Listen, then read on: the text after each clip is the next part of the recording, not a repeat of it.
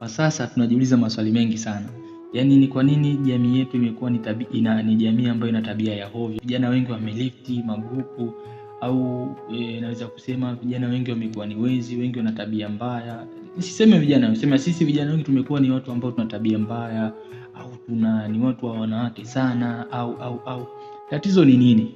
Na nani ambaye anasababisha kuenea kwa matatizo haya katika jamii? Nadhani kuna vijana watatu, naweza kusema vijana watatu ambao ndio chanzo cha kuenea uovu katika jamii.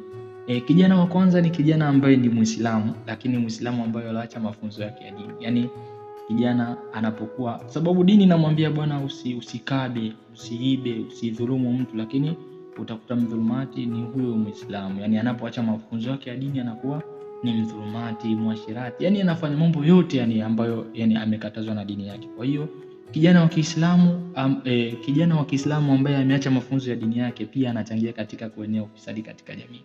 Kijana wa pili ni Mkristo pia. Mkristo ambaye ameacha mafunzo yake ya dini, yani mafunzo ya dini yake. Yani dini yake inaambia bwana sio vizuri kudhulumu, lakini utakuta huyo ndo mdhulumaji.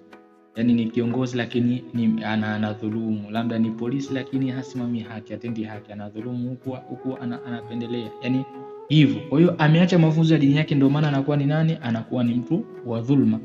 Lakini kijana wa tatu ni kijana ambaye hana dini lakini ameacha mafunzo, ameacha nini? Ameacha yale mazuri ambayo akili yake inahukumu. Yaani akili inahukumu bwana kudhulumu mtu si kuzuri. Kuiba si kuzuri, kubaka si kuzuri, lakini yeye anafanya hivyo kwa sababu gani? Ameacha vile akili inataka.